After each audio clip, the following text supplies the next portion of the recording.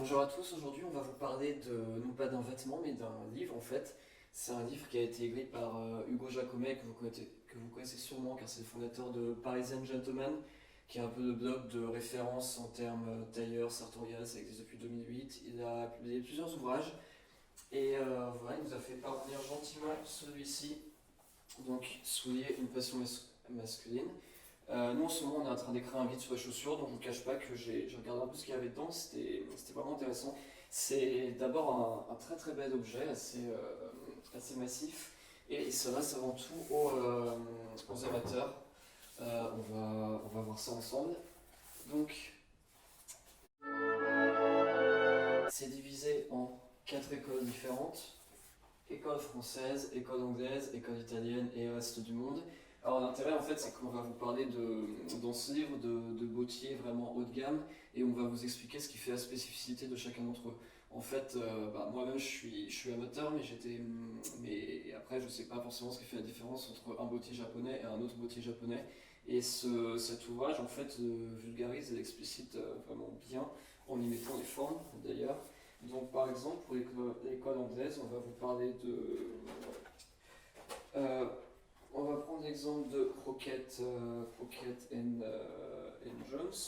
Donc pour Crockett and Jones, on a une page histoire avec un récapitulatif de l'histoire de la marque. Hein, ça c'est assez classique et ce qui a fait qu'elle est arrivée là. On va avoir des modèles un peu qui sortent du lot et qui caractérise vraiment la marque. Et ensuite, la partie la plus intéressante, c'est qu'on arrive vraiment à ce qui fait l'essence de la marque, le style, les caractéristiques techniques, et ce qui nous permet vraiment de différencier un peu voilà, la technique de fabrication d'une marque avec une autre marque. Et bon, on sait que pour chaque école pour chaque école dans le monde, il y a une multitude de bottiers, mais chacun de ces bottiers a des identités très différentes. Par exemple, Crockett Jones, c'est des formes rondes, très classiques, ou alors en amande, ce qui n'est pas le cas d'un autre bottier britannique, par exemple, qui est Gadiano Girling, qui est connu pour des formes très racées, très épurées. Gadiano Girling, c'est une maison qui est née avec l'ambition de proposer les plus beaux souliers anglais du monde. Et Hugo Jacomet nous explique bien que Gadiano Girling, c'est un exemple de marque anglaise qui est un peu sortie du carcan traditionnel de ce style-là, des formes un peu pâteuses, etc. Vous avez quelque chose de très fin. Voilà, donc en termes de culture générale, c'est une très belle plus-value. Voilà, je vous explique le style pour Gadiano Girling. Si comme moi vous suivez beaucoup ce qui se fait sur Instagram, vous connaissez aussi sûrement des bottiers comme Antonio Mecariello. Ce qui est particulièrement intéressant du coup, c'est qu'on comprend plus facilement pourquoi cette maison-là, par exemple, a pu faire fureur sur Internet en commençant par des forums anglophones comme Style Forum et ensuite en se diffusant sur les réseaux sociaux type Tumblr, Pinterest, Instagram. Et on comprend techniquement et esthétiquement pourquoi ces modèles aussi bien marché. Donc c'est vraiment enrichissant. Et bon, encore une fois, c'est un bel objet. Enfin, on a des très belles photos, on voit bien la matière, on a presque l'impression de pouvoir toucher le grain, tellement il est bien restitué. Dernier exemple que je tenais à vous montrer, celui de Yohei Fukuda, que vous devez sûrement connaître si vous passez autant de temps que moi à geeker sur Instagram. Ouais, voilà, par exemple, Yohei Fukuda. Il y a des descriptifs très intéressants aussi, les différentes lignes de chaque bottier pour y voir plus clair et voir un peu ce qui diffère dans leur offre respective. Donc voilà, à la fin vous avez une interview de Stéphane Génez qui était chez John Loeb, puis Stéphane Bella.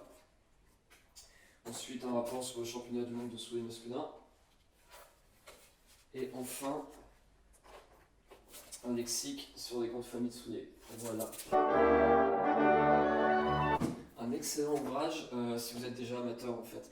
Si comme moi, Antonio Mecariello, Yohei Fukuda, évidemment Crockett Jones, Gadiano Girling, c'est des noms qui vous parlent.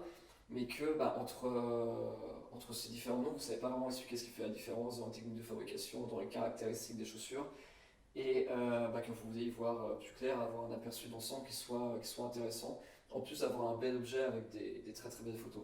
C'est en revanche un ouvrage qui n'est pas du tout pour vous si vous cherchez des conseils de style, par exemple une paire à porter dans un contexte formel, ou alors quelle est la meilleure paire à porter avec un costume croisé, ou dans quel contexte je peux porter des derbies à bouchasse. Ça, c'est pas un ouvrage qui va vous expliquer, c'est pas du tout la vocation de ce livre. C'est pas non plus la vocation de ce livre de vous faire découvrir entre guillemets des bons plans, des marques digitales vendues 180, 200, 300 euros.